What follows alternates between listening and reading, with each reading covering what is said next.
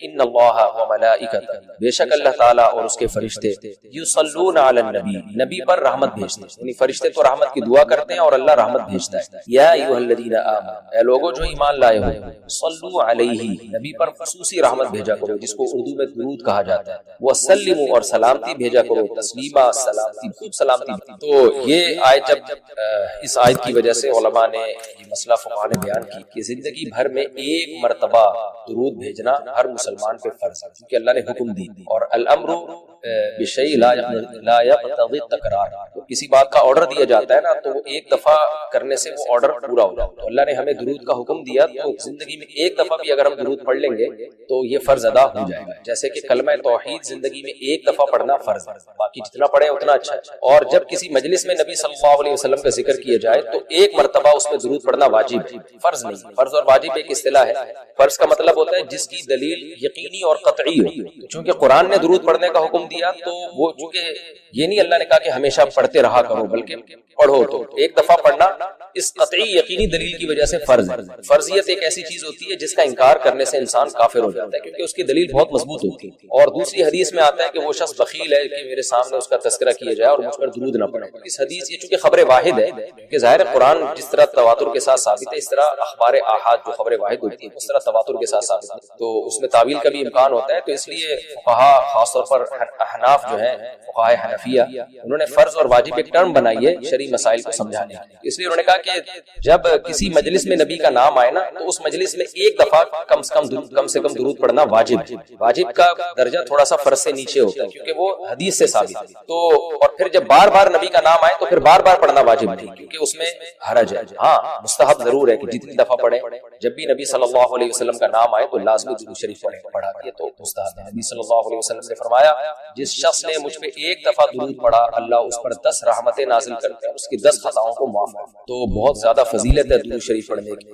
اور یہ بڑی عجیب بات ہے کہ درود شریف جو ہے یہ اصل میں اللہ کی عبادت ہے۔ یہاں میں آپ کو ایک دلچسپ مسئلہ بھی بتاتا چلا، شرعی مسئلہ یہ ہے کہ جب ہم کوئی منت مانتے ہیں نا، منت کہ اگر اللہ نے میرے مریض کو شفا دے دی تو میں اتنے روزے رکھوں گا، میں یہ کروں گا، میں یوں کروں گا، تو اس عمل کو منت کہا جاتا ہے کہ واقعی اگر آپ ٹھیک ہو گئے تو آپ پر لازم ہوتا ہے کہ آپ وہ کام کریں۔ تو منت میں یہ ضروری ہے کہ آپ جس چیز کی منت مانیں وہ عبادت مقصودہ ہو اور اس کی جنس میں سے لازم بھی ہو، یعنی عبادت میں کامل عبادت ہونی چاہیے، عبودیت کا عنصر اس میں ہو۔ جیسے آپ نے منت مانی کہ اگر جو ہے میں امتحان میں پاس ہو گیا تو میں 3 روزے رکھوں، روزے عبادت ہے، مقصود ہے، یعنی عبادت مقصودہ میں سے۔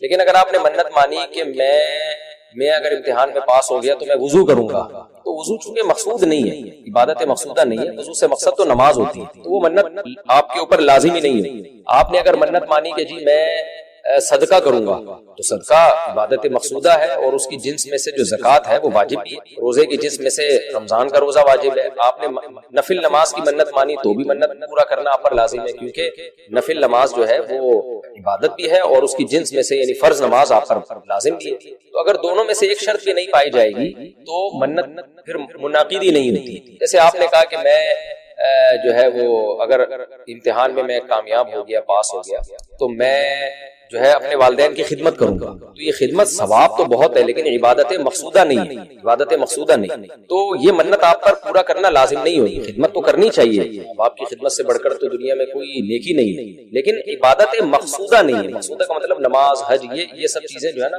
مقصود میں آتی ہیں، یہ کسی عارضے کی وجہ سے اللہ نے ہمیں حکم دیا کہ تاکہ ماں باپ کو پریشانی نہ ہو۔ یہی وجہ ہے کہ اگر خدمت کے محتاج نہیں ہوتے تو پھر خدمت واجب بھی نہیں ہوتی، ان کی خدمت کے محتاج ہوتے ہیں تو واجب ہوتی ہے، لیکن نماز تو جب بھی ٹائم آئے گا آپ پر لازم ہوگی، زکوٰۃ تو سال گزرنے کے بعد جب بھی صاحب نصاب ہوں گے آپ پر لازم ہوگی، چاہے غریبوں کو ضرورت ہو یا نہ ہو، آپ پر تو زکوٰۃ واجب ہوتی رہے گی۔ تو اب علماء کا اختلاف ہوا ہے کہ اگر کوئی شخص درود شریف کی منت مانتا ہے تو کیا اس پر درود شریف کی منت پوری کرنا لازم ہے؟ بعض علماء نے کہا کہ نہیں، کیونکہ درود شریف بھی عبادت مقصودہ میں سے نہیں۔ اس کی پہلے میں اور آسان مثال دیتا ہوں، جیسے تلاوت۔ علماء کہتے ہیں اگر کوئی یہ منت مانتا ہے کہ اگر میں امتحان میں کامیاب ہو گیا تو میں 3 پارے تلاوت کروں گا، تو یہ منت پوری کرنا بھی واجب نہیں ہے، کیونکہ قرآن پڑھنا بہت زیادہ ثواب تو ہے لیکن عبادت مقصودہ نہیں ہے، بلکہ مقصد قرآن سے کیا ہے کہ آپ کا دل بنے اور آپ کو آخرت کی یاد تازہ ہو، آپ کو شرعی احکام کا علم ہو۔ ثواب بہت ہے، ہر ثواب کا کام اصطلاحی اعتبار عبادت نہیں ہوتا، خوب سمجھیں۔ عبادت کی بھی 2 قسمیں ہیں، ایک عبادت ٹرم ہے، اصطلاح ہے، اور ایک عبادت مجازن، ہم عبادت ہر اچھے کام کو عبادت کہتے ہیں، اس لحاظ سے تو کھانا کھانا بھی عبادت ہے، اگر آپ کی نیت اچھی ہے اس سے. لیکن ایک ہوتی ہے مقصود عبادت, تو مقصودہ عبادت میں سے نہیں. ثواب بہت ہے قرآن کی تلاوت کرنا, اللہ سے محبت کی علامت ہے. بغیر سمجھ کے پڑھنا بھی بہت بڑی نیکی ہے, قرآن بغیر سمجھ کے پڑھنا. لیکن قرآن کی تلاوت کی منت جو ہے وہ منعقد نہیں ہوتی. تو اسی طرح اب یہ اختلاف ہوا ہے کہ اگر کوئی درود شریف کی منت مان لیتا ہے کہ اگر میں امتحان میں کامیاب ہو گیا تو میں 100 دفعہ درود شریف پڑھوں گا, تو کیا یہ منت پوری کرنا واجب ہے یا نہیں؟ تو بعض علماء کہتے ہیں کہ واجب نہیں ہے. وجہ اس کی ہے کہ درود شریف عبادت مقصودہ نہیں, کیونکہ درود شریف کا مقصد تو یہ سید الانبیاء محمد صلی اللہ علیہ وسلم سے محبت کا اظہار, یہ نماز روزے کی طرح نہیں. لیکن راجح قول یہ ہے جس پہ فتویٰ دیا گیا ہے کہ یہ منت پوری کرنا واجب ہے, کیونکہ درود شریف عبادت مقصودہ ہے, اور عبادت مقصودہ ہے اور اس کی جنس میں سے واجب بھی ہے, فرض بھی ہے. تو فرض کیسے ہے؟ کیونکہ قرآن نے ہمیں حکم دے دیا, اب زندگی میں ایک دفعہ درود شریف پڑھنا فرض ہو گیا. یہ مسئلہ تو آسانی سمجھ میں آ گیا کہ فرض کیسے. یہ ایک سوال پیدا ہوتا ہے عبادت مقصودہ کیسے ہے؟ نبی صلی اللہ علیہ وسلم کی تو عبادت جائز ہی نہیں. اس کا بڑا دلچسپ جواب دیا حضرات فقہا نے کہ درود شریف اصل میں اللہ کی عبادت ہے جو ہم اللہ کو خوش کرنے کے لیے کرتے ہیں, کیونکہ اللہ نے ہمیں آرڈر دیا ہے. اور اس میں عبادت کا عنصر, عبادت کہتے ہیں جس کی جو ہے وہ جس میں عبودیت کا عنصر ہو, آپ بطور غلام جو کام کر رہے ہو, جس میں آپ کو لاجک پوچھنے کی بھی اجازت نہیں ہوتی. جیسے 5 نمازیں فرض ہے نا, کیوں فرض ہے؟ لاجک کی ہمیں حکم نہیں, ہم نے پڑھنی ہے. روزہ فرض ہے, اس کی حکمتیں اللہ نے بیان کی, لیکن وہ حکمتیں نہ بھی ہو تو روزہ رکھنا پڑے گا. تو درود شریف بھی عبادت مقصودہ میں سے ہے, اس لیے کہ اللہ نے ہمیں حکم دیا تو ہم اللہ کو خوش کرنے کے لیے اللہ کی غلامی کے طور پر پیغمبر پر درود بھیجتے ہیں. اس سے درود شریف کی اہمیت بہت زیادہ بڑھ جاتی ہے, اور اس میں بہت ساری حکمتیں حاصل ہو جاتی ہیں کہ ہم اللہ کو راضی کرنے کے لیے, کیونکہ اللہ نے ہمیں حکم دیا, جیسے نماز کا حکم دیا, زکوٰۃ کا حکم دیا, اللہ نے کہا کہ تم یہ عبادت کرو گے میری, یہ ہوگی میری, کیونکہ دعا عبادت ہے. دعا میں کیا ہوتا ہے, ہم اللہ سے بھکاریوں کی طرح مانگتے ہیں. تو اللہ نے کہا اور دعائیں تم مانگو نہ مانگو, یہ والی تو اسپیشلی تم پہ فرض ہے. ایک تو اطلاق دعا مانگنا ہے نا, لیکن اسپیسیفک کوئی مخصوص دعا مانگنا تو فرض نہیں ہے, لیکن یہ والی دعا مانگنا ہم پہ اللہ نے فرض کیا ہے. تم نے پیغمبر کے لیے رحمت کی دعا کرنی ہے, یہ تم پہ فرض ہے, یہ مجھے خوش کرنے کے لیے فرض ہے. یہ عبادت ہے, لیکن اللہ کی عبادت ہے اور نبی کے لیے دعا ہے. تو اس سے درود شریف کی اہمیت بھی بہت بڑھ جاتی ہے, اور ہمیں سید الانبیاء صلی اللہ علیہ وسلم کی اہمیت کا بھی پتہ چلتا ہے کہ اللہ نے پیغمبر پہ درود بھیجنے کو اپنی عبادت قرار دے دیا. سید الانبیاء صلی اللہ علیہ وسلم کی بھی ویلیو بہت زیادہ بڑھ جاتی ہے. جیسے قرآن میں آتا ہے نا کہ وَرَفَعْنَا لَكَ ذِكْرَكَ, ہم نے آپ کے تذکرے کو بلند کیا. کیسے بلند کیا؟ علماء نے اس کا جواب دیا کہ نماز میں بھی درود شریف ہے, اور اتحیات میں نبی صلی اللہ علیہ وسلم پہ سلامتی بھیجنے کو اتحیات کا حصہ بنا دیا گیا, اور اذان میں اشہد ان لا الہ الا اللہ کے ساتھ اشہد ان محمد رسول اللہ کو بھی ایڈ کیا گیا.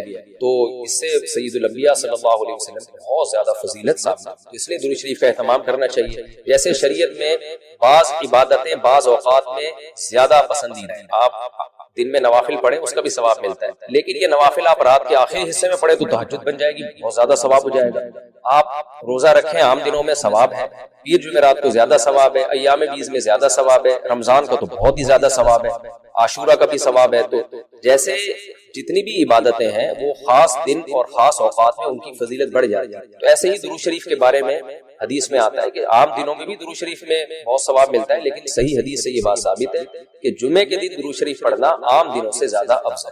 اسی وجہ سے ہمارے اکابر کا ہمیشہ سے معمول رہا ہے, جو ہم نے دیکھا بھی ہے کہ وہ جمعے کے دن خاص طور پر عصر کی نماز کے بعد درود شریف پڑھنے کا بہت زیادہ اہتمام ہے. اور جب وہ عمرے کے لیے یا حج کے لیے جاتے ہیں تو بھی مسجد نبوی میں اکثر وہ میں نے دیکھا اپنے بڑوں کو کہ وہ عصر کی نماز کے بعد نا مسجد نبوی میں صرف درود شریف ہی پڑھتے ہیں. تو وہ جگہ ایسی ہے جہاں سید الانبیاء صلی اللہ علیہ وسلم کا روضہ اطہر ہے سامنے, پھر وہاں جمعے کا دن بھی ہو تو, اور پھر عصر کی کا وقت جو ہے وہ قبولیت کا وقت ہوتا ہے جمعے کے دن. جیسے کہ حدیث میں آتا ہے نا, جمعے کے دن ایک گھڑی ایسی ہوتی ہے جس میں وارد نہیں ہوتی. جمہور علماء اس طرف گئے کہ اس سے عصر کا ٹائم ہے, اگرچہ اس میں اختلاف ہے لیکن جمہور اس طرف گئے کہ عصر کا وقت. تو جمعے کے دن عصر کے وقت درود شریف کا اہتمام کرنا چاہیے. اور ویسے بھی اگر آپ کو عصر کے وقت ٹائم نہیں ملتا تو جمعے کی نماز کے لیے آپ وقت سے بہت پہلے آئیں, نہا دھو کے تیار ہو کے اگلی صف میں بیٹھیں, اور خطیب صاحب کا بیان شروع ہونے سے پہلے آپ تحیت المسجد پڑھنے کے بعد درود شریف کی کثرت. تو اس کی بہت زیادہ فضیلت ہے اور ہمیں اللہ نے حکم دیا. اور علماء نے بیان کیا کہ درود شریف کو جو اللہ نے ہم پہ لازم کیا نا, اس میں ایک حکمت یہ بھی ہے کہ سید الانبیاء صلی اللہ علیہ وسلم کی بشریت ہمارے ذہن میں اور اچھی رکھی, کیونکہ پچھلی امتیں جو تباہ و برباد ہوئی ہیں وہ اس لیے ہوئی ہیں کہ انہوں نے پیغمبروں کو اتنا اونچا مقام دیا کہ اللہ کے برابر لے آئے. جیسے عیسائیوں نے حضرت عیسیٰ کو اللہ کا بیٹا بنا دیا. ہمارے یہاں بھی جو بدعتی لوگ ہیں، انہوں نے سید الانبیاء کو حاضر ناظر مشکل کشا کیا بنا دیا، شرک کرنے لگے۔ تو درود شریف میں ایک حکمت یہ بھی ہے کہ جب ہم نبی کے لیے دعا کرتے ہیں اللہ تعالیٰ سے کہ اللہ سید الانبیاء پر اپنی خصوصی رحمتیں نازل فرما اور آپ پر سلامتیاں بھیج، تو اس سے ہمیں یہ بھی پتہ چلتا ہے، یہ عقیدہ ہمارے دل میں بیٹھتا ہے کہ محمد صلی اللہ علیہ وسلم بھی اللہ کی رحمت کے محتاج، تبھی تو ہمیں حکم دیا جا رہا ہے کہ ان کے لیے دعا مانگو۔ ہاں یہاں ایک اشکال ہو سکتا تھا اس کا کہ بھئی اچھا اس کا مطلب نبی ہماری دعا کے محتاج ہیں، نہ نہ نبی ہماری دعا کے محتاج نہیں ہے، اللہ کی رحمت کے محتاج۔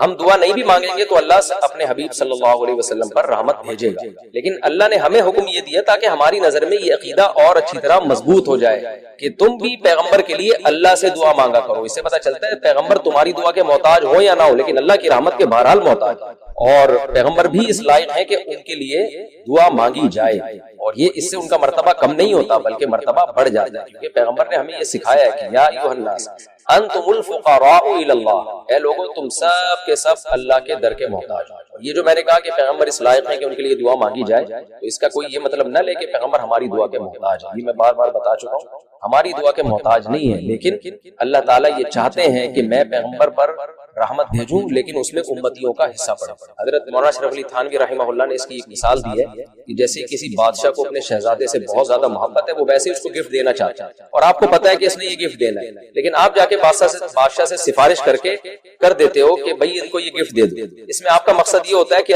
بادشاہ نے تو کرنا ہی ہے، تو بادشاہ کے دل میں ہمارا مقام بھی بڑھ جائے کہ دیکھو جو کام میں چاہتا ہوں تو یہ بھی مجھ سے وہی چاہتا ہے، اور اس سے نبی صلی اللہ علیہ وسلم سے بھی آپ کا تعلق بڑھ جائے گا، اور یعنی جو شہزادہ ہے نا اس سے بھی تعلق بڑھ جائے گا۔ تو جب ہم اللہ سے دعا مانگتے ہیں نبی کے لیے تو ہمارا اللہ کا ریلیشن بھی بڑھتا ہے، اس سے اللہ خوش ہوتا ہے کہ دیکھو میرے حبیب کے لیے یہ بھی مجھ سے کہہ رہے ہیں رحمت بھیجنے کا، اور سید الانبیاء سے بھی ہمارا تعلق بڑھ جائے گا، قیامت کے دن یہ چیز سفارش میں معاون اور مددگار ہو سکتی ہے۔ ان الذین یؤذون اللہ ورسولہ، بے شک وہ لوگ جو اللہ اس کے رسول کو تکلیف پہنچاتے ہیں، اللہ کو تو ظاہر ہے کوئی تکلیف نہیں پہنچا سکتا، یہاں بھی مجازاً اس کو تکلیف سے تعبیر کیا، اللہ کے احکام کی نافرمانی، اور یعنی اللہ نے اپنے رسول کی تکلیف کو اپنی تکلیف قرار دیا۔ لعنہم اللہ فی الدنیا والآخرہ، ان پر دنیا اور آخرت میں لعنت ہوتی کہ منافقین یہی کام کر رہے تھے نا، میں نے بتایا کہ سورت کا حاصل یہی ہے، اس میں اہم مضمون یہی بیان ہے۔ وأعد لهم عذابا مہینا، اور اللہ نے ان کے لیے ذلت والا عذاب تیار کر کے رکھا ہے۔ والذین یؤذون المؤمنین والمؤمنات، اور وہ لوگ جو مومنین اور مومنات کو تکلیف دیتے ہیں، عام مسلمانوں کو تکلیف دیتے ہیں، بغیر ما اکتسبوا، بغیر اس کے کہ جو انہوں نے کمایا، یعنی ایسے کاموں کو ان کی طرف منسوب کر کے تکلیف دیتے ہیں جو کام انہوں نے کیے نہیں، پروپیگنڈا کرتے ہیں، بدگمانیاں پھیلاتے ہیں۔ فقد احتملوا بہتانا، تو تحقیق ان لوگوں نے بہت بڑا بہتان اٹھا لیا، بہتان کہتی بہت بڑے جھوٹ ہوئے، وہ اثما مبینہ، اور کھلا کھلا، کہ تکلیف کا ایک ذریعہ یہ بھی ہے کہ کوئی بھی اچھا کام کر رہے ہو آپ اس کی نیت میں شک کرنا شروع کر دو، حالانکہ وہ بری نیت نہیں تھی اس کی، اس میں منفی پہلو تلاش کرنا شروع کر دو۔ مجھے کسی نے کل کہا کہ بھئی ایک صاحب ہیں جو دین کی تبلیغ کر رہے ہیں اور بائکوں پہ بیٹھ کے شو مار رہے ہیں، میں نے کہا بھائی یہ ضروری نہیں کہ شو مار رہے ہو، وہ نوجوان طبقے کو اپنے قریب کرنے کے لیے ہو سکتا ہے یہ کر رہے ہیں کہ نوجوان طبقہ اسی طرح سے بائکوں کے ذریعے قریب آ جائے گا، تو دل کی حالت تو کسی نے نہیں دیکھی، فوراً کسی کے عمل کو نیگیٹو کیوں لے کے چلے جاتے ہیں۔ تو اس میں بہت احتیاط کی ضرورت ہوتی ہے کہ آپ نے کسی کی طرف وہ عمل منسوب کر دیا جو وہ کر نہیں رہا، آپ نے کہہ دیا کہ یہ شو مار رہا ہے، حالانکہ وہ نہیں شو مار رہا، آپ نے کہہ دیا وہ دکھلاوا کر رہا ہے، حالانکہ اس کی نیت دکھلاوا کی نہیں ہے۔ تو ہماری سوسائٹی میں یہ بہت ہے۔ بعض لوگ دلیل میں دیتے ہیں کہ نبی صلی اللہ علیہ وسلم کے دور میں بھی مالی سزائیں دی گئی ہیں، بھائی مالی سزا دے کے لیا نہیں گیا کسی کا مال، ابتداء اسلام میں ایسا ہوا ہے کہ جیسے کسی کے مال کو جلا دیا گیا، آگ لگا دی گئی، ضائع کر دیا گیا۔ ضائع کرنا الگ چیز ہے، اس کو تعزیر فی المال کہتے ہیں، اور ایک ہے تعزیر بالمال، پیسوں کے بدلے میں لے کے چھوڑ دینا، یہ الگ چیز ہے، لیکن وہ بھی ابتداء اسلام میں، وہ بھی منسوخ ہے۔ تو چاروں ائمہ کے نزدیک یہ جائز نہیں ہے۔ البتہ اس زمانے میں بعض علماء نے یہ فتویٰ دیا کہ اگر لوگوں سے لیٹ فیس پہ پیسے نہ لیے جائیں، پینلٹی نہ لی جائے سزا کے طور پر، تو کوڑے لگانا ہر ایک کے بس میں نہیں ہے، بہت مشکل کام ہے، کورٹ میں کیس چلے گا، ثابت کرنا پڑے گا، اتنی ٹینشن ہے کہ کم از کم پاکستان میں تو کوئی بھی وقت پہ فیسیں جمع نہیں کرائے گا، تو آپ کے تو سارے معاملات کیا ہو جائیں گے، ٹھپ ہو جائیں گے۔ آپ لوگ بینک سے گاڑی لیتے ہو، اسلامک بینک سے اگر بات کریں، انہوں نے آپ کو طے کیا ہر مہینے اتنا رینٹ دو گے، اگر کوئی سزا ہی نہ ہو اور کوئی جرمانہ بھی نہیں ہے تو نتیجہ یہ نکلے گا کہ 3 سال تک آپ گاڑی چلاتے رہو گے، ایک دھیلا بھی کرایہ نہیں دو گے۔ اس کے بعد جب بینک جیل میں کس کو بھجوائے گا، بینک جیل میں بھجوانے کے لیے کورٹ میں جانا پڑے گا، کورٹ میں جب آپ جاؤ گے تو جج کے اپنے پیسے ہوں گے، وکیلوں کے اپنے پیسے ہوں گے، پھر اس کو ثابت کرنا، پھر آپ وہاں جا کے گھلنے بن جاؤ گے، پیسے ہی نہیں ہے، تو جج کیا کر لے گا، پینٹ اتروائے گا آپ کی، کیا کرے گا وہ۔ اس لیے اس زمانے میں بعض علماء نے فتویٰ دیا کہ شدید ضرورت کے موقع پہ مالی جرمانے کی اجازت ہے جہاں جسمانی سزا دینا ممکن نہ ہو یا بڑے نظام کو چلانے کے لیے ممکن نہ ہو. لیکن اس کا مطلب کیا ہے؟ اس کا مطلب تعزیر فی المال ہے، تعزیر بالمال نہیں ہے. یعنی سزا کے طور یہ اصطلاح یہاں نہیں چلے گی. اس کا مطلب یہ ہے کہ آپ پنشمنٹ کے طور پر اس سے مال لے کے استعمال بہرحال نہیں کر سکتے. ہاں یہ کر سکتے ہیں کہ اس سے اس کا مال لے کے صدقہ کروا دیا جائے اس سے، کہ تمہیں سزا کے طور پر اگر تم نے پیسے ٹائم پہ نہ دیے تو تمہیں اتنے پیسے صدقہ کرنے پڑیں گے. سمجھ آ رہی ہے بات کہ نہیں آ رہی ہے؟ جی ہاں، بات یہ ہے کہ اسکول، اگر میں پہلے اپنے جو میں نے مسئلہ بیان کیا اس کو میں ایکسپلین کر دوں. مثال کے طور پر اسلامک بینک کیا کرتے ہیں کہ اگر آپ نے ٹائم پہ پیمنٹ نہ کی تو آپ پہلے سے ہم سے ایگریمنٹ کریں. یہ پہلے سے ایگریمنٹ کرنا ضروری ہے کہ میں اتنے پیسے چیریٹی کروں گا صدقے کے طور پر. آپ تو استعمال کر نہیں سکتے کیونکہ یہ ناجائز اور حرام ہے کہ میں نے ٹائم پہ پیمنٹ نہیں دی تو اب آپ مجھ سے اضافی پیسے لے کے استعمال کر رہے ہو، تو خالص سود ہے نا. وہی ہے، اضافہ ہے خالی عن العوض، وہ اضافہ جو معاوضے سے خالی ہے، اس کی کوئی تکی نہیں. چاروں ائمہ کے نزدیک حرام ہے، یہ ناجائز ہے.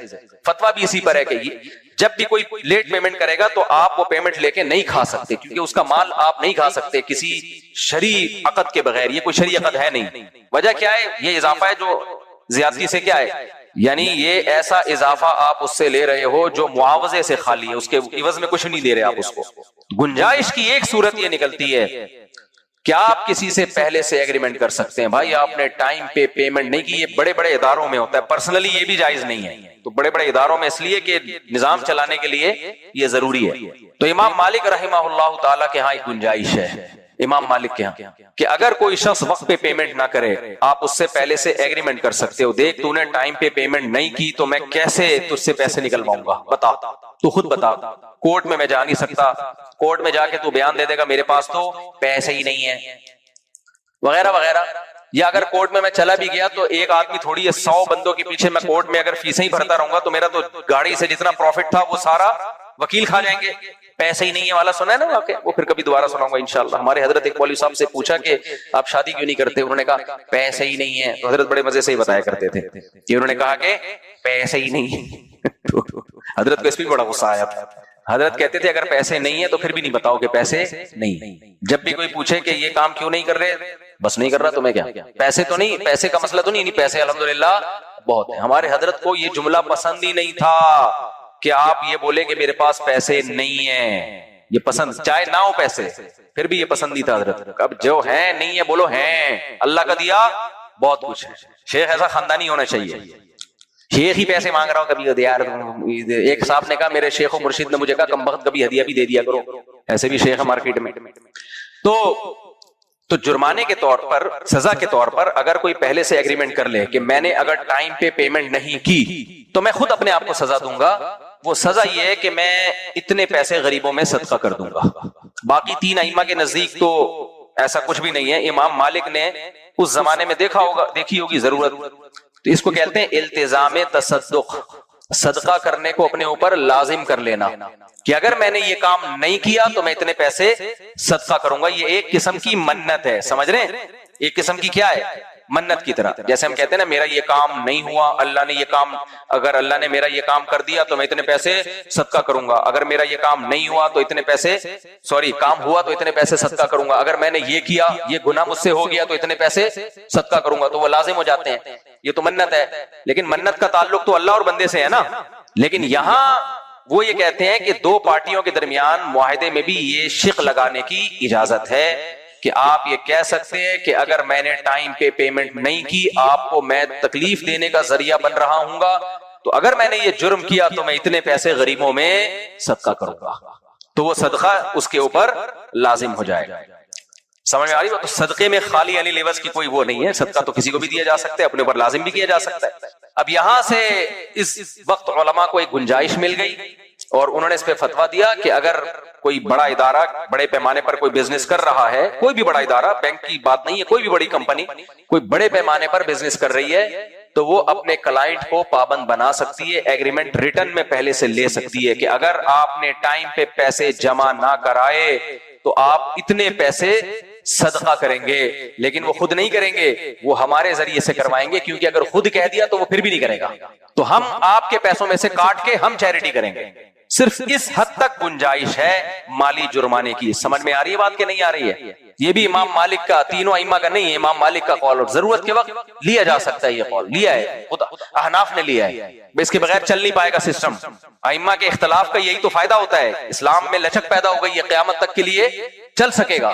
تو اسکول والے بھی زیادہ سے زیادہ یہ کر سکتے ہیں، اگر بہت مجبوری ہو، اول تو مجبور ہے نہیں وہ، لیکن اگر مجبوری ہو تو زیادہ سے زیادہ وہ یہ کر سکتے ہیں کہ جو بچہ لیٹ فی پے کرے گا، ہم پہلے سے ایک ایگریمنٹ کر لیں کہ اگر آپ نے فیس پے نہیں کی تو ہم اضافی پیسے لیں گے، لیکن وہ پیسے ہمارے پروفٹ کا حصہ نہیں ہوں گے، وہ سارے پیسے زکوٰۃ فنڈ میں جائیں گے۔ سمجھ میں آ رہی ہے بات کہ نہیں آ رہی ہے؟ وہ ہمارے اسکول کے پروفٹ کا حصہ نہیں، اور یہ نہیں کہ اپنے اسکول کی کرسیاں آ رہی ہیں، اس سے اپنے اسکول کی لائٹیں آ رہی ہیں، بھئی یہ تو آپ نے استعمال نہیں کرنا، وہ سارا کا سارا آپ نے کیا کرنا ہے؟ صدقہ کرنا ہے۔ اور رفیع بھائی نے ایک سجیشن اور دی ہے کہ اس کی بھی ضرورت کے وقت جائز ہے نا۔ رفیع بھائی کہہ رہے ہیں اس کی ضرورت نہیں ہے، کیونکہ اسکول والے کہیں جو 2-3 مہینے تک پیمنٹ نہیں دے گا اس کو اسکول سے نکال دیں گے، 1 مہینے میں پیمنٹ نہیں دی اسکول سے نکال دیں گے، کلاس میں نہیں بیٹھنے دیں گے۔ میں نے آپ کا پیغام پہنچا دیا جی، دوسرے دن فیس خود آ جائے گی، لیکن وہ ایسا نہیں کریں گے، وہ کہتے ہیں آؤ بس آؤ کسی طریقے سے آ جاؤ۔ خیر وہ ان کا مسئلہ ہے، اب ان کی کیا مجبوری ہے، یہ اسکول دیکھو، جو جس کی فیلڈ ہو اپنی مجبوریاں وہ زیادہ بہتر سمجھتا ہے۔ بعض دفعہ ممبر پہ آدمی بات کہہ دیتا ہے، خود اسکول چلا رہا ہو پتہ چلا پھنس گیا، تو اس لیے وہ بات ہی نہیں کرنی چاہیے۔ جو جس کی جو فیلڈ ہے نا وہ مجبوریاں اس کی وہ خود بہتر جانتا ہے۔ اب مجھے نہیں پتا اسکول والوں کی کیا مجبوری ہے کیا نہیں ہے، لیکن بہرحال اس کی گنجائش ہے کہ اس سے پیسے صدقہ کروائے جائیں۔ امام مالک نے تو صرف اتنا کہا ہے کہ وہ اس سے صدقے کا التزام کروایا جا سکتا ہے، آگے یہ پھر علماء نے کہا کہ وہ اس پہ چھوڑ دیا جائے تو وہ کرے گا نہیں، تو اس سے یہ بھی اجازت لی جائے کہ ہم آپ کی طرف سے کریں گے اور ہم پیسے لیں گے، اس کے اضافی ہم آپ سے لیں گے اور صدقہ کریں گے، تو یہ جائز ہے، اس کی گنجائش ہے۔ جائز کا مطلب تو اب آپ کے ذہن میں آ گیا کہ اسلام پیسوں کے معاملات میں 1 روپے بھی کسی کو کسی کا پیسہ نہیں کھانے دیتا، الا ان تکون تجارتا عن تراض منکم۔ اللہ نے فرمایا قرآن مجید میں ایک دوسرے کا مال ناحق طریقے سے مت کھاؤ، الا ان تکون تجارتا، صرف ایک صورت ہے تجارت ہو آپس کی رضامندی سے، اور تجارت میں یہاں تجارت کا مطلب جو اجارہ ہے وہ بھی تجارت میں ہی ہے، یعنی کوئی چیز کسی چیز کے بدلے میں دی جا رہی ہو، چاہے وہ منفعت ہو چاہے وہ مال ہو، تیسرا کوئی راستہ آپ کے پاس کسی کا مال کھانے کا نہیں ہے، الا یہ کہ وہ گفٹ کر دے۔ تو اس سے یہ جو سارے حکومتوں کے دھندے اور ٹیکس کا جو گندا سڑا ہوا غلیظ نظام ہمارے سروں پہ مسلط ہے، اس سب کی نفی ہو گئی کہ نہیں ہو گئی؟ میں نہیں کہہ رہا کہ ٹیکس مت دیں، تو نہیں دیا تو اور دھس جائیں گے زمین میں، لیکن یہ نظام بہرحال غلط ہے، یہ نظام غلط ہے۔ خلافت عثمانیہ تھی، کوئی ٹیکس نہیں تھا، کتنے بڑے پیمانے پر حکومت چل رہی تھی، حکومت کے پاس سورس آف انکم، جو انکم کے سورسز ہیں وہ بہت زیادہ ہوتے ہیں، اس سے کما سکتی ہے گورنمنٹ، لیکن کماتی نہیں ہے۔ ابھی سولر پلیٹوں پہ بھی خبریں آ رہی ہیں، پہلے بہت سستی کر دی، خوب دھڑا دھڑ لوگوں نے خریدی، اب نیٹ میٹرنگ پہ جو وہ یونٹ کے آپ کو پیسے دے رہے ہیں اس سے آدمی کہتا ہے یہ نہ دیتے تو زیادہ اچھا تھا۔ ہم نے مسجد میں اتنا مہنگا سولر سسٹم لگوایا، نیٹ میٹرنگ کے لیے ترس رہے ہیں، 6 مہینے سے زیادہ ہو گئے، اتنا رلا دیا ہے، اتنا رلا دیا ہے، خدا پوچھے گا انشاءاللہ ان کو، اللہ پوچھے گا، آخرت کا سوچ کے ہمیں تسلی ہوتی ہے۔ ذرا ذرا سے کام میں اتنا سڑا دیتے ہیں، اتنا سڑا دیتے ہیں۔ باہر ملکوں میں چاہے وہ جیسے بھی ہوں، نظام غیر اسلامی ہے، دیکھو غیر اسلامی قانون جب کہیں نافذ ہوتا ہے تو اس کے بعد میں نتائج بہت بھیانک نکلتے ہیں، اور جو نکل رہے ہیں، لیکن جن چیزوں کا تعلق مینجمنٹ سے ہے، انتظامیہ سے ہے، وہ 100% ٹھیک ہے، سارے کام وہاں لوگوں کے فون پہ ہو جاتے ہیں۔ یہاں آتے ہی ایک عجیب سی وحشت شروع ہو جاتی ہے، کوئی کام ہی نہیں ہوتا بھائی، یار بجلی ہم سورج سے خود بنا رہے ہیں، خدا کے بندو اس پہ تو ہمیں کچھ سہولت دو نا۔ کتنا پیسہ لوگوں کا خرچ ہو گیا، اب پالیسی کیا ہو رہی ہے، پہلے لوگوں کو لالچ دی، اس سے فائدہ یہ ہوا، اس کی مثال ایسے ہے کہ جب باہر سے کوئی بڑا تاجر ہیلمٹ خرید لیتا ہے نا زیادہ بڑی تعداد میں، تو پولیس کو آرڈر آتا ہے ہیلمٹ پہ سختی کرو، سب لوگ ہیلمٹ خرید لیتے ہیں، وہ ارب پتی بن جاتا ہے، اس کے بعد ہیلمٹ پہ سختی ختم۔ یہ چل رہا ہے ہمارے ہاں system, it is not system but it is system. Solar کے بارے میں بھی سنا ہے ایسے ہی کچھ ہوا ہے کہ بکوانا تھا، انہوں نے کچھ تھے حکومتی اہلکار دے دنا دن لوگوں کو الو بنا کے سولر پلیٹیں دبا کے بکوائیں. اب پالیسی کیا کر دی؟ سخت کر دی. کوئی بات نہیں میرے بھائی، جتنا حکومت سے جان چھڑا سکتے ہو چھڑاؤ. اچھا، میں جب پاکستان کے فیور میں بات کرتا ہوں تو لوگ سمجھتے ہیں حکومت کا پٹھو. بھائی ملک سے محبت الگ چیز ہے، حکومتوں سے محبت، میں پاگل نہیں ہوں ان سے محبت کروں یار، کیا ہو گیا ہے. ملک کی جہاں ڈیفنس کی بات آئے گی بھائی جیسا مرضی ہے بچانا ہے، اس سے بھی زیادہ خراب ہو جائے پھر بھی بچانا ہے. کیونکہ پاکستان گیا نا، بار بار ایک بات کہتا ہوں، سولر پلیٹیں سستی نہیں ہو جائیں گی، ایسی قتل و غارت ہوگی کہ تمہاری نسلیں یاد رکھیں گی. نسلیں بھوکے شیروں کو چھوڑ دیا جائے نا کسی ایک انسان پہ، وہ اس کا وہ حشر نشر نہیں کرتے جو بین الاقوامی طاقتیں میرے اور آپ کا حشر نشر کریں گی. اس لیے ڈیفنس میں بہرحال اپنی فورسز کا ساتھ دینا ہے.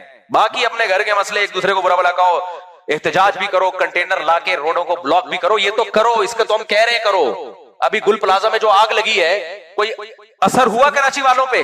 مجھ سمیت، میں بار بار کہتا ہوں، میں اپنے آپ کو بھی داخل کرتا ہوں، ہم سب کراچی میں جتنے لوگ رہتے ہیں مجھ سمیت غیرت ختم. اللہ نہ کرے ایسی 10 بلڈنگیں اور جل جائیں، ہم بے غیرتی کے عادی ہو چکے ہیں. تو اللہ تعالیٰ نے تو اس قوم کی حالت نہیں بدلی. قرآن کہہ رہے نہ ہو جس کو خیال آپ اپنی حالت کے بدلنے کا. ان اللہ لا یغیر ما بقوم حتی یغیروا ما بانفسہم. تو سندھ کے مقدر میں ذلت تھی، ذلت ہے، اور حالات سے ایسا لگ رہا ہے ذلیل ہوتے رہیں گے، کیونکہ ہمیں ذلیل ہونے کی، مجھ سب میں بھی داخل ہوں بھائی، عادت ہو، یوز ٹو ہو گئے ہم لوگ، یوز ٹو. باقی ڈیفنس کی جہاں بات آئے گی، ایسا نہیں ہو سکتا کہ ہماری کمزوری سے فائدہ اٹھا کے کوئی پڑوسی ملک ہمیں آنکھیں دکھانا شروع کر دے، چماٹ ماریں گے رکھ کے میرے بھائی، ایسا نہیں ہے، چماٹ ماریں.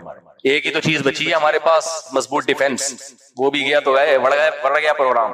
ایک چیز خوبی بچی ہے، ہم ان حالات میں اس سے بھی کمپرومائز کر لیں، یہ نہیں ہو سکتا میرے بھائی، یہ نہیں ہو سکتا. باقی ہم فوج کا ساتھ دیں گے ڈیفنس کے معاملے میں، وہ دیں گے، کیونکہ یہ خون ہماری اس زمین پہ اگر ملک کے دفاع کے لیے خون گرا، اس سے بڑی سعادت کیا ہے؟ کیونکہ یہ ملک مسلمانوں کا ملک ہے.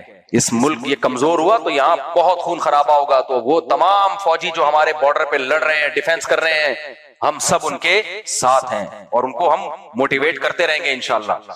ہم کسی سیاسی اختلاف میں اپنی لمٹ کو کراس نہیں کریں گے، لمٹ کو کراس نہیں کر سکتے. لمٹ کراس کر کے ملک کے ڈیفنس ہی پہ اپنے فوجیوں کے مرنے پر ہم خوشیاں منانا شروع کر دیں، یہ نہیں ہو سکتا. خیر کہاں سے کہاں بات چلے گی. تو ہم بات یہ کر رہے تھے، وہ معاوضہ جو وہ کیا ہے خالی یعنی لیوز ہو، جو اضافہ معاوضے سے خالی ہو اسلام میں کیا ہے؟ وہ حرام ہے. تو آپ کسی سے 1 روپیہ بھی نہیں لے سکتے ہیں. ٹیکس کا جو اسلام میں نظام ہے اس کی حیثیت کیا ہے؟ اس کی حیثیت یہ ہے، اجتماعی کام اجتماعی پیسوں کے بغیر ممکن نہیں. یہی ہے نا. میں ایک آسان سی مثال سے بات سمجھاتا ہوں. ایک گلی میں آپ نے روڈ بنانا ہے جس کا فائدہ سب کو ہوگا، اور یہ روڈ کا بننا بھی بہت ضروری ہے، اور اس روڈ کو استعمال بھی سب لوگ کریں گے. کیا خیال ہے؟ حکومت کر نہیں رہی ہے، ایک مثال دے رہا ہوں میں، حکومت تو کر رہی ہوتی تو سبحان، یا حکومت کر رہی ہے فرض کرو، تو جو لوگ اس کو استعمال کر رہے ہیں ان سے پیسہ کلیکٹ کیا جا سکتا ہے. بھائی روڈ کی لاگت پہ فار ایگزامپل 50 لاکھ روپے آ رہا ہے یا 20 لاکھ روپے آ رہا ہے، تو جتنے گھر ہیں ان سے پیسہ لیا جائے گا. اس میں اگر کوئی یہ کہتا ہے کہ میں نے نہیں دینا، میں اس پہ راضی نہیں ہوں، اس کے نہیں کا اعتبار نہیں ہے، اس سے زبردستی بھی لیے جا سکتے ہیں. کیونکہ جب اجتماعی کام ہوتا ہے جس کا فائدہ ان سب کو ہو رہا ہے، ایسا نہیں کہ فائدہ نہیں ہو رہا، ان کو فائدہ نہ ہو رہا ہوتا پھر 1 روپیہ بھی نہیں لے سکتے تھے آپ. ان کو فائدہ بھی ہو رہا ہے، پھر ایک آدمی کا کہنا کہ میں نہیں دوں گا تو یہ ضد اور ہٹ دھرمی کہلائے گی. یہاں اس کا مال جبرن چھین کے لیا جا سکتا ہے اسی پہ خرچ کرنے کے لیے. اس روڈ بنے گا، تمہیں بھی فائدہ ہوگا اس کا، دے گا تیرا باپ بھی دے گا. اسی طرح آپ نے ڈیفنس کے لیے کسی کو رکھنا ہے وہاں ڈاکوؤں سے مقابلے کے لیے، تو ڈیفنس پہ جتنا خرچہ آئے گا، آپ نے CCTV کیمرے لگانے ہیں، آپ نے کچھ ٹرینڈ افراد کو رکھنا ہے، تو وہ ڈیفنس بھی ایک آدمی کی ضرورت ہے یا پوری گلی کی ضرورت ہے؟ اب اس میں ایک آدمی کہتا ہے نہیں تم جانو چور جانے، اس کی نہیں کا اعتبار نہیں، اس سے جبرن پیسہ لیا جائے گا. کتنا؟ اتنا جتنا ڈیفنس کے لیے ضروری ہے، اس سے زیادہ نہیں. زیادہ لیا واپس کرنا پڑے گا. تبھی یہ جو اجتماعی قربانیاں مسجدوں میں ہوتی ہیں، ان میں بار بار ایک مسئلہ بیان کرتا ہوں، ان میں مسجدوں کی انتظامیہ 2 چیزوں کو خلط ملط کر دیتی ہے. 2 چیزوں کو، بولو نا ادھر توجہ یار، یہ گارڈ تبدیل ہوتے رہتے ہیں، آپ جب بھی کوئی نیا گارڈ آتا ہے اس کو دیکھ رہے ہوتے ہیں. تو مدرسے یا مسجدوں کی انتظامیہ جو قربانیاں کر رہی ہوتی ہیں، بعض لوگ، سب نہیں، وہ 2 چیزوں کو خلط ملط کر دیتے ہیں. وہ دو چیزیں کیا ہیں بھائی؟ یا تو آپ لوگوں کے وکیل بن کے لوگوں کو اجتماعی قربانی کی ایک سہولت دے رہے ہیں آپ، یا آپ بزنس کر رہے ہیں۔ اگر آپ لوگوں کو اجتماعی قربانی کر رہے ہیں کہ بھائی ہمارے یہاں اجتماعی قربانی ہے اور اپنا گوشت اپنے گھر لے جائیے گا، تو اس میں جتنے پیسے بچے وہ سارے لوگوں کو واپس کرنا ضروری ہے۔ وہ لوگوں کی پرمیشن کے بغیر آپ کہیں بھی استعمال نہیں کر سکتے۔ بتائیں بھائی لوگوں کا پیسہ ہے، ہاں ان سے پرمیشن پہلے سے لی جا سکتی ہے کہ جو پیسہ بچے گا آپ ہمیں اجازت دیں کہ ہم مسجد کے چندے میں ڈال دیں۔ لوگ کہتے ہیں ہماری طرف سے اجازت ہے، تو بھی جب بچے گا تو کوئی شخص آ سکتا ہے کہ میں نے اس وقت اجازت دی تھی، اب میں اجازت واپس لے رہا ہوں، جو پیسے بچ گئے مجھے واپس کرو، تو اس کو بھی دینے پڑیں گے واپس، کیونکہ یہ پیشگی صدقہ ہے۔ تو یہ صرف ایک زبانی بات ہو سکتی ہے، اس کی شرعی حیثیت نہیں ہے کچھ بھی۔ جب تک صدقہ کمپلیٹ نہیں ہو جاتا اس وقت تک صدقے کا ارادہ یا وعدہ کرنے والے کو ہر وقت یہ آپشن ہے کہ وہ اپنے وعدے یا ارادے کو واپس لے لے، کیونکہ یک طرفہ بات ہے، کوئی ایگریمنٹ تھوڑی ہے، اس کا پیسہ ہے، وہ نہ دینا چاہے تو نہ دے۔ سمجھ میں آ رہی بات کہ نہیں آ رہی ہے؟ اور اگر بزنس کرنا ہے کہ نہیں جی ہمارا یہ بزنس ہے، تو پھر آپ پروفٹ رکھ سکتے ہیں، لیکن پھر بزنس کے اصول اس پہ لاگو ہوں گے۔ وہ اصول کیسے لاگو ہوں گے؟ شریعت یہ کہتی ہے آپ اپنی ملکیت میں اور قبضے میں لائے بغیر کسی چیز کو بیچ کے اس کا پروفٹ حاصل نہیں کر سکتے۔ مدرسے یا مسجد کے لوگ کیا کر رہے ہوتے ہیں؟ جانور لائے، یہ جانور وسیم بھائی کا ہے، یہ جانور غفار کا ہے، یہ آپ کا حصہ ہے، تو یہ آپ کا کب ہوا؟ آپ اس میں پروفٹ تھوڑی لے سکتے ہو، یہ تو ان کا ہے نا، آپ ان کے صرف وکیل ہو، آپ تو ان کی طرف سے کام کر رہے ہو۔ پروفٹ کیسے رکھو گے آپ؟ اس جانور پہ جو پروفٹ ہوگا وہ نہیں آپ رکھ سکتے۔ جانور پہ پروفٹ جب آپ رکھ سکتے ہو جب آپ جانور خریدو، اپنی ملکیت میں لاؤ، اس کے بعد اس جانور کو متعین کر کے جمشید، غفار، ستار، وسیم متعین لوگوں کو فون کرو، یہ 7 حصے آپ کے اس جانور میں ہیں، آپ خریدتے ہو یا نہیں خریدتے؟ اگر وہ کہیں ہاں ہمیں قبول ہے، تو آج سے یہ جانور آپ کا ہوا اور آپ آ کے اس پہ قبضہ کر لو، کیونکہ ابھی میرا قبضہ ہے، یہ مر گیا تو میرا نقصان ہے۔ سمجھ میں نہیں آ رہی میرا خیال ہے بات؟ اللہ فرماتے ہیں سورہ دہر میں هل اتى على الانسان حين من الدهر لم يكن شيئا مذكورا، انسان پر اربوں خربوں سال ایسے گزر چکے ہیں وہ قابل تذکرہ چیز نہیں تھا۔ انا خلقنا الانسان من نطفة امشاج، ہماری قدرت حرکت میں آتی ہے ایک ملے جلے پانی سے، مخلوق پانی سے، اسپم سے ہم انسان کو بناتے ہیں۔ نبتلیہ، ہم نے چاہا کہ ہم اس کو آزمائیں، ہم نے چاہا کہ ہم اس کو آزمائیں۔ نبتلیہ، ہم نے چاہا کہ ہم اس کو آزمائیں کہ یہ ہمیں یاد رکھتا ہے یا ہمیں بھول جاتا ہے۔ فجعلناہ سمیعا بصیرا، اس پانی میں ہم نے دیکھنے کی طاقت بھی ڈال دی اور سننے کی طاقت بھی ڈال دی، تاکہ ہماری باتیں سنے بھی اور ہماری قدرت کی نشانیاں دیکھے گی۔ اما شاکرن و اما کفورا، ان میں کچھ نیک بن گئے ہمیں یاد رکھا اور کچھ ناشکرے ہو گئے، دنیا کی رنگ رلیوں میں پڑ گئے اور بنانے والے کو بھول گئے۔ اللہ فرماتے ہیں پھر آگے اللہ نے نیک لوگوں کی جو بدلہ ہے جنت میں وہ، اور جو برے کی سزا ہے وہ، پھر نیک لوگوں کی اللہ نے صفات بیان کی ہے کہ شکر گزار کون لوگ ہیں۔ فرمایا یطعمون الطعام علی حبہ مسکینا ویتیما واسیرا، فرمایا جنہوں نے ہمیں یاد رکھا ہے نا، وہ کیسے یاد رکھتے ہیں؟ سب سے بڑی چیز جس سے انسان کو محبت ہے نا وہ دولت ہے۔ سب سے بڑی چیز جس سے انسان کو محبت ہے وہ کیا ہے؟ اس دولت کے لیے سفر بھی کرتا ہے، 6 مہینے بحری جہازوں میں گھومتا ہے، کدال لے کے گھستا ہے کوئلے کی کانوں میں، صرف کس کے لیے؟ یہ پیسے کے لیے۔ اللہ کہتے ہیں یہ خون پسینے سے پیسہ کماتے ہیں، لیکن اس میں جو ضرورت مند لوگ ہیں وہ کون ہے؟ یتیم، مسکین اور قیدی، ان کو کھانا کھلاتے ہیں۔ کھانا یہ ایک سائن ہے، ضرورت پوری کرنا۔ اور مزے کی آیت کیا، وہ جب ان کو کھلاتے ہیں تو کہتے ہیں انما نطعمکم لوجہ اللہ، ہم تمہیں تمہارے لیے نہیں کھلا رہے، ہم تمہیں خوش کرنے کے لیے نہیں کھلا رہے۔ انما نطعمکم لوجہ اللہ، ہم تو بھائی خدا نے ہم پر بڑے احسانات کیے، یہ پیسہ ہمیں کس نے دیا ہے؟ کافر کہتا ہے میری اسٹرگل، میری محنت، مسلمان کہتا ہے کس کا فضل؟ اللہ کا، یہ اللہ نے دیا ہے۔ تو جس نے دیا ہے اس نے کہا ہے کہ کچھ لوگوں کو زیادہ دوں گا، کچھ کو کم دوں گا، جن کو زیادہ دوں گا ان کو ان کا خیال کرنا ہے، جن کو کم دوں گا۔ اللہ ہمیں تمہاری جگہ بھی رکھ سکتا تھا، لیکن اللہ نے ہمیں دینے والا بنایا، تو ہم اس خدا کو خوش کرنے کے لیے تمہیں کھلا رہے ہیں، مقصد اس کو خوش کرنا ہے، تمہیں خوش کرنا ہے ہی نہیں۔ لا نريد منکم جزاء ولا شکورا، اس کا ہمیں بدلہ بھی نہیں چاہیے اور تم سے شکریہ بھی نہیں چاہیے۔ تھینک یو کا لفظ مت بولو، تمہارے لیے ہے ہی نہیں، جس نے پیدا کیا ہے یہ اس کا حکم ہے، تو ہمیں اس سے ریلیشن کو قائم رکھنے کے لیے پیسے کی قربانی دینی پڑے گی۔ میں سمجھا پا رہا ہوں اپنی بات؟ اس سے ریلیشن قائم کرنے کے لیے ضروری ہے بھائی، ورنہ وہ مانتا نہیں ہے۔ قربانی کے بغیر کوئی مانتا ہے ریلیشن ہے بھائی؟ کوئی مانے گا آپ کی دوستی کو؟ جب دوست کے لیے قربانی نہ دے، وہ مانے گا کہ دوست سے پیڑے کھانے کے لیے آ جاتا ہے؟ کراچی میں آپ نے دیکھا ہوگا دوستوں کی گیدرنگ ہوتی ہے، آج چلے یار شنواری چلتے ہیں، آج فلانے چلتے ہیں، آج فلانے چلتے ہیں، ان میں ایک ہمیشہ ایسا نکما ہوتا ہے، کبھی بھی اس کو توفیق نہیں ملتی کہ آج بل خود پے کر دے۔ ہوتے ہیں کہ نہیں ہوتے؟ تو صرف پیڑے کھانے کے لیے بھائی نعمتیں لیتے چلے جا رہے ہیں، اور اللہ کہہ رہے ہیں جب میں نے دیا ہے تو اس ریلیشن کو قائم کرنے کے لیے قربانی دو۔ جان کی قربانی بھی جو نماز میں روزے میں دی جاتی ہے، مال کی قربانی بھی جو زکات میں اور صدقات اور خیرات میں دی جاتی ہے، دونوں قربانیاں اللہ مانگتا ہے۔ یہ حل نہیں ہے کہ ہم اس خدا کے وجود کا انکار کر کے گھنڈے بن جائے تو کوئی پیدا کرنے والا نہیں ہے۔ یہ جو جاہل لوگوں نے اور یہ اسلام کا اور عجیب سے چیز بنا دی ہے نا، ہمارے ایک جاننے والے ڈاکٹر ہیں، وہ کہتے ہیں میں نے سنا تھا کہ نافرمان کی روح بہت مشکل سے نکلتی ہے اور جو نیک لوگ ہوتے ہیں ان کی روح آسانی سے نکلتی ہے۔ تو میں تو جب گیا یورپ میں تو میں نے بہت سے گوروں کو بڑے آرام سے مرتے ہوئے دیکھا اور بہت سے نیک لوگوں کو بڑی مشکل سے مرتے ہوئے دیکھا۔ تو یہ کیا ہے؟ تو کہہ رہے مجھے تو اسلام کے بارے میں اشکالات شروع ہو گئے۔ میں نے کہا آپ نے جن سے یہ تقریر سنی ہے نا کہ نیک لوگ کی روح آرام سے نکلتی ہے، بروں کی مشکل سے نکلتی ہے، انہوں نے آدھی بات بتائی، پوری نہیں بتائی۔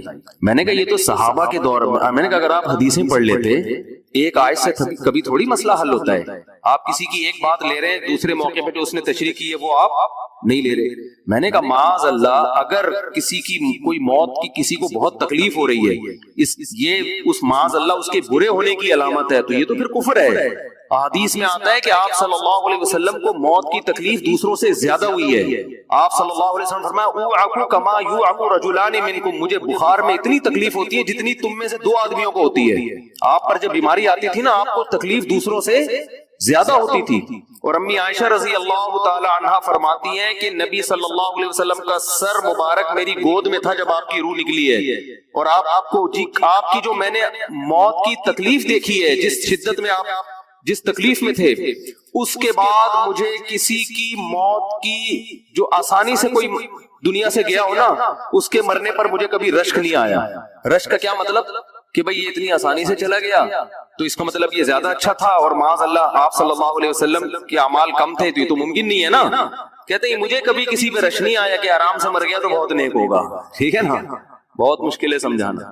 امی عائشہ فرماتی ہیں کہ یعنی امی عائشہ کی حدیث کا مفہوم بیان کر رہا ہوں کہ نبی صلی اللہ علیہ وسلم کی موت کے وقت جو تکلیف کی حالت تھی، اس کو جب سے میں نے دیکھا ہے، تو امی عائشہ کی بات کا خلاصہ یہ ہے کہ اب اگر میں کسی کو دیکھتی ہوں نا کہ آرام سے روح نکل رہی ہے، یعنی آرام سے مر رہا ہے، دنیا سے جا رہا ہے، تو مجھے اس پہ رش نہیں آتا کہ وہ بہت نیک ہوگا۔ کیا مطلب؟ اس کا نیک عمل سے تعلق بولتے کیوں نہیں ہے؟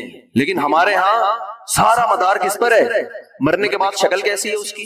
آڑا ترشا ہو گیا تو جہنم میں جا رہا ہے اس کا مطلب۔ اور اگر مرا ہوا ہے، دانت کھلے میں، ایسا لگ رہا ہے مسکرا رہا ہے، سیدھا کہاں جا رہا ہے؟ او بھائی، اگر خدا نخواستہ کوئی لکوے کا مریض تھا، کوئی فالج کا مریض تھا، وہ تو مرے گا تو اس کا تو بیچارے کا ہوگا تھوڑا سا چہرہ بھی ٹیڑھا ہو سکتا ہے، کچھ بھی ہو سکتا ہے، نیک لوگوں کا بھی ہو سکتا ہے۔ تو مدار کس پر ہے؟ اعمال پر۔ اور نیک لوگوں کو بعض دفعہ موت کے وقت ڈبل تکلیف دی جاتی ہے۔ ایک تو اس لیے دی جاتی ہے، یا تو اس لیے کہ کوئی گناہ ان کا باقی رہ گیا ہوتا ہے۔ اللہ کیا کہتے ہیں؟ بھائی قبر میں جانے سے پہلے اس کو ہمارے پاس دھلا کے لے کے آؤ، صاف ستھرا ہو کے۔ اب ہمارے پاس آ رہا ہے تو اب ہم نہیں چاہتے کہ اس کے گناہوں کی گٹھری ہو، اس کو پاک صاف کر کے لے۔ میں نے بڑے بڑے بزرگ دیکھے جن کو آخری وقت میں بہت مصیبت میں گزری ہوئی، یعنی زندگی کے آخری ایام، بیٹیوں کی ٹینشن، کسی بیٹی کو طلاق ہو گئی، وہ گھر آ گئی، کوئی اور مسئلہ ہو گیا، تو بڑی ٹینشن میں آخری وقت، لیکن وہ زبان سے کیا کہتے تھے؟ شکر. کیا شاید اللہ تعالیٰ ہمارے گناہوں کو معاف کرنا چاہتے ہیں. جنازے میں تاخیر کا شرعی حکم کیا ہے؟ کن وجوہات کی بنا پر تاخیر جائز ہے؟ کس حد تک تاخیر کی اجازت ہے؟ اگر اس طرح کا کام ہو جائے تو ایک غیر افضل کام یا سنت کام پر تنقید کس حد تک کرنا جائز ہے؟ مشہور علماء کے جنازوں میں لوگ پورے ملک سے قافلوں کی صورت میں سفر کر کے آتے ہیں، ان کے جذبات کا کس حد تک خیال رکھنا چاہیے؟ مفتی رشید احمد رحمہ اللہ تعالی لدھیانوی رحمہ اللہ تعالی کا جنازہ کیسے ہوا؟ مشہور اور بڑے علماء کو اپنے مریدوں کو وفات کے بعد کی کیا وصیتیں کرنی چاہیے؟ پورا ایم اسلامیات کا پیپر بنا کے دے دیا ہے. جنازے میں تاخیر جائز نہیں ہے، میت کی بے اکرامی ہے. نبی صلی اللہ علیہ وسلم کے دور میں تو ایسا بھی ہوا کہ ایک بوڑھی خاتون مسجد کی صفائی کیا کرتی تھی، رات کو ان کا انتقال ہو گیا. آپ صلی اللہ علیہ وسلم نے دیکھا کہ وہ ہے ہی نہیں مسجد میں، تو صحابہ سے پوچھا، صحابہ نے فرمایا کہ ان کا رات کو انتقال ہو گیا تو ہم نے جنازہ پڑھ کے دفنا دیا. تو آپ صلی اللہ علیہ وسلم نے فرمایا مجھے ضرور بتا دیتے تاکہ میری نماز سے ان کو فائدہ ہوتا ہے. پھر آپ نے قبر پہ جا کے ان کے لیے دعا کی. تو اس سے پتہ چلتا ہے کہ نبی صلی اللہ علیہ وسلم کو بھی نہیں اٹھایا گیا، رات کو انتقال ہوا، بس رات کو دفن کر دیا ان کو. تو جنازے میں تاخیر ٹھیک نہیں ہے. باقی ابھی بہت بڑے بزرگ حضرت مختار صاحب رحمہ اللہ تعالی، حضرت شیخ الحدیث مولانا زکریا رحمہ اللہ تعالیٰ کے خلیفہ تھے، بڑے اللہ والے بزرگ تھے، بڑے اللہ والے. اللہ تعالیٰ ان کی مغفرت کرے. لا نزکی علی اللہ احدا، جو ہمیں معلومات ہے ان کے بارے میں، جو ان کی جو تعلیمات ہے، ظاہر ہے 100% یقینی دعویٰ تو کسی کے بارے میں نہیں کیا جا سکتا. اللہ نے ان سے دین کا بہت کام لیا ہے. کے پی کے میں ان کا جو اجتماع ہوتا تھا، بہت بڑا اجتماع ہوتا تھا. ہمارے جامعۃ الرشید سے بھی اساتذہ جاتے تھے وہاں ان کی صحبت میں. میرا بھی بہت دل کرتا تھا جاؤں، لیکن میں مشہور ہو گیا ہوں، میرے لیے کہیں آنا جانا بڑا مشکل ہو گیا ہے. کہیں بھی بیٹھو تو سیکھنے کی نیت سے جتنے بھی اللہ والے بزرگ ہیں، ہم لوگ تو بزرگوں کو مانتے ہیں نا، ہم لوگ کے یہاں بزرگ بھی ہوتے ہیں. بہت سے لوگوں نے تو بزرگ لیس بنا دیا سوسائٹی کو. انہوں نے تو یہ پیغام دیا کہ بابے سارے ہی غلط ہیں، اور ونس اپون اے ٹائم کوئی بزرگ ہوا کرتا تھا، اب کوئی بزرگ ہے ہی نہیں. تو یہ بالکل غلط ہے. بزرگوں کی ایک بہت بڑی تعداد ہر دور میں رہے گی. تو انہی بزرگوں میں سے ایک حضرت مولانا مختار صاحب تھے، اللہ ان کی مغفرت فرمائے، ان کے درجات کو بلند فرمائے. تو ان کے جنازے میں بھی کچھ تاخیر ہوئی ہے، جس پہ لوگوں نے مجھے بہت کال کی کہ آپ اس پہ ری ایکشن ریکارڈ کرواؤ کہ علماء کے جنازوں میں تاخیر ہو رہی ہے. علماء بیانات میں تو کہتے ہیں جنازہ جلدی ہو، اور عملی طور پر میرے پاس جو معلومات ہیں میں ان کے حساب سے بتا رہا ہوں. ان کے جنازے میں تاخیر مجھے جو پتا چلا ہے دھن کی وجہ سے ہوئی ہے. وہاں دھن بہت زیادہ تھی، ٹریفک. میں ابھی لاہور میں تھا نا، ہاتھ کو ہاتھ سجائی نہیں دے رہا تھا. جو آدھے گھنٹے کا سفر وہ 4-5 گھنٹے میں ہو رہا تھا. تو میری معلومات کی حد تک جو ہے ان کے جنازے میں تاخیر ہوئی ہے دھن کی وجہ سے، بہت زیادہ دھن تھی. باقی اصولی طور پہ دیکھو مسئلہ یہی ہے، اور یہ ہمارے ہاں ہوتا ہے اکثر. بڑے لوگوں کا جب انتقال ہوتا ہے تو بہت ٹائم لگتا ہے جنازے میں.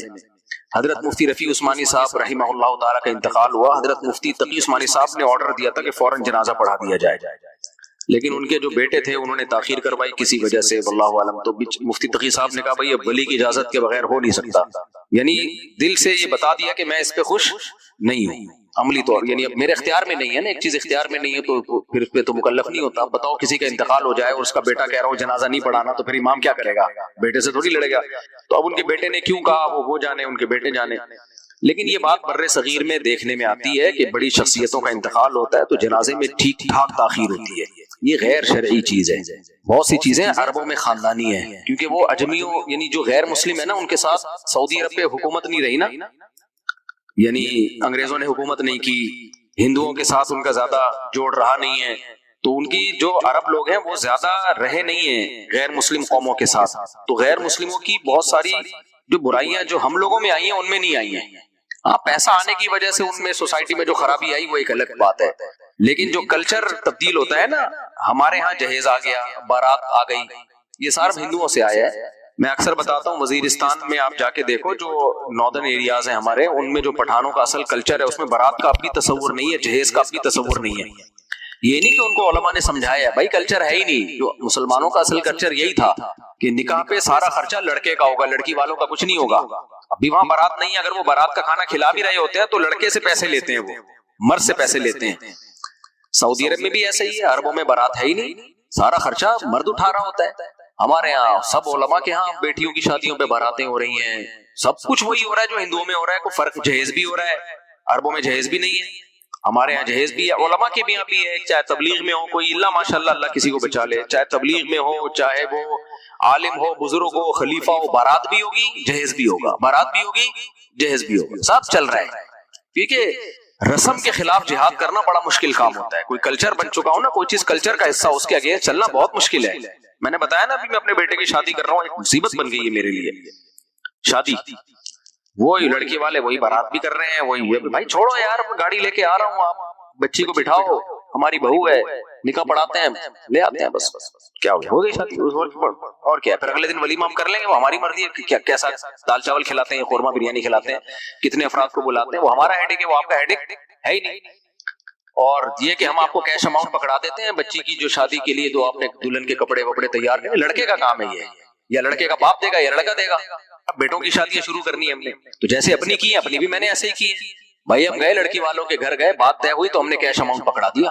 بھائی آپ دلہن کے کپڑے وپڑے اس سے تیار کر لیں، جو بھی آپ کو، جو بھی دلہن کو ضروری سامان جو دیا جاتا ہے، کپڑے اور جو بھی آج کل خواتین کے میک اپ کے سامان ہوتے ہیں، بھائی ہمیں تو نہیں پتا ان چیزوں کا، آپ کو پتا ہے ہم اتنا اماؤنٹ دے سکتے ہیں، اس میں یہ آپ کا ہیڈک ہے، اب کیا خریدنا ہے. آپ پکڑا دیا ان کو بھائی، اور ہمیں رخصتی کی تاریخ بتا دو، ہم نے اپنا گھر تیار کر لیا، یا جو سیپریٹ کوئی روم لے لیا کرائے پر. یعنی جو گھر، وہ خالی روم نہیں ہوتا، گھر ہوتا ہے، ایک کمرے کا، دو کمرے کا، جو بھی ہماری استطاعت تھی. تو جب میں نے دوسری شادی کی بالکل ایسے ہی کی، تیسری بھی ایسے کی، چوتھی بھی ایسے کی. خیر ہماری تو ساری شادیاں اس طریقے سے ہو گئی آرام سے. تو ایسے ہی ہوئی تھی جب میری سیکنڈ میرج ہوئی تھی، تو میں نے ان کو بولا کہ پہلی بھی میری بہت آرام سے ہوئی. میں بیان کرتا تھا جمعرات کا اپنی مسجد میں، تو ایک دن جمعرات کو ناغا تھا، تو اگلے دن میں آیا تو لڑکے نے آپ کل ناغا تھا بیان میں. میں نے کہا میں اسلام آباد گیا ہوا تھا، اصل میں میری شادی تھی. میں نے کہا ہے کل تو آپ یہاں گھوم رہے تھے. میں نے کہا میں گیا ہوا تھا، وہاں نکاح ہوا ہے، میری والدہ تھی، میری بھابھی، میرے بڑے بھائی اور میں، 4 افراد تھے ٹوٹل. ہم 4 افراد گئے تھے، رخصتی کر کے لے آئے، ختم. تو اگلے دن ہم نے پھر ولیمہ کیا. حالانکہ جو میری اہلیہ کے والد تھے بڑے مالدار آدمی تھے، وہ اچھے خاصے، اور سخی بھی، صرف مالدار نہیں سخی بھی تھے کیا ہیں، تو سخی بھی تھے اور مالدار بھی تھے، لیکن نہیں کچھ بھی نہیں خرچہ کیا انہوں نے، اور ہمیں اچھا لگا. ہمیں پتا تھا، اس لیے نہیں کر رہے کہ کنجوس ہیں، کنجوس نہیں ہے، ہمیں پتا ہے وہ کنجوس. پنجاب سے تھے نا، تو پنجابی لوگ ویسے بھی کنجوس نہیں ہوتے. پنجابی لوگ اکثر اسراف تو کرتے ہیں، حد سے زیادہ خرچ کرنا. کنجوس میں نے پنجابیوں میں نہیں دیکھا. تو اسراف کرنے والے بہت دیکھے ہیں، تھوڑا سا پیسہ آیا اڑا دیا، سب کچھ اڑا اڑو کے فارغ ہو کے بیٹھ گئے بےچارے، اب بیٹھے ہوئے ہیں. تو اسراف ملے گا. ہاں کوئی اگر آپ کو کسی پنجاب والے سے واسطہ پڑا ہو جو کنجوس ہے، تو پھر وہ الگ بات ہے، لیکن جو میرا تجربہ ہے وہ یہی ہے. تو لیکن اڑاتے ہیں، اسراف میں ہے، یہ بھی بہت بڑی برائی ہے. میں نے ایسے پنجاب میں لوگوں کو دیکھا ہے کہ باہر سے آئے، پیسہ کمایا ٹھیک ٹھاک، شادی میں سارا اڑا دیا، ساری کمائی برباد ہو گئی، کیونکہ وہ شادی میں دکھانا تھا کہ جی ہمارے پاس بہت پیسہ ہے، تو اسراف ملے گا. ہمارے سوسر صاحب نے کچھ بھی نہیں خرچ کیا، بس ہم گئے ہیں، 4 بندے گئے، ہم آ گئے. اچھا 2 ٹرین سے آئے، میں بائی ایئر آیا واپس.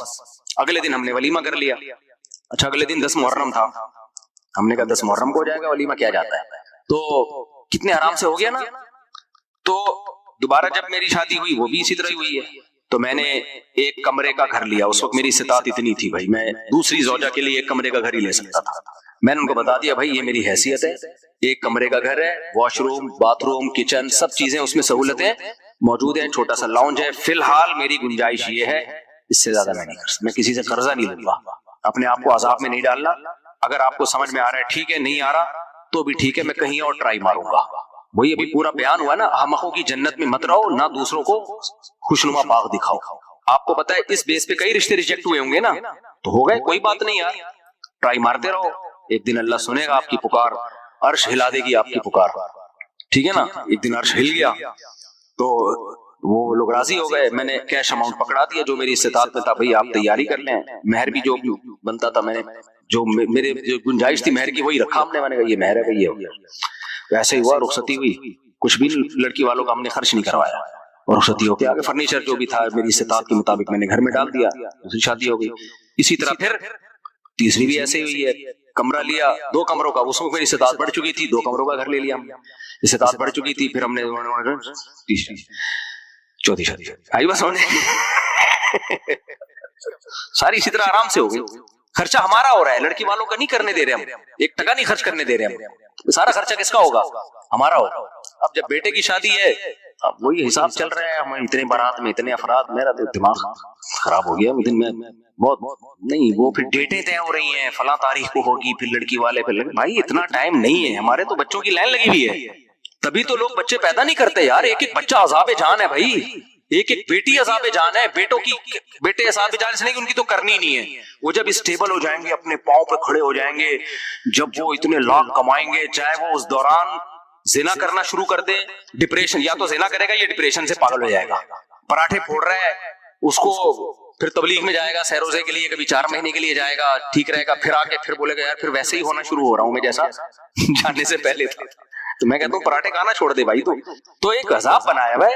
تو بیٹوں کی شادی پہ بھی پھر یہی مسئلے ہوتے ہیں, لیکن اس کا حل لوگوں نے سوچا کرنی نہیں ہے, بیٹیوں کی تو کرنی ہے نا. ایک ایک بچی ایک مصیبت بنی ہوئی ہے. تو یہ ہندوؤں پہ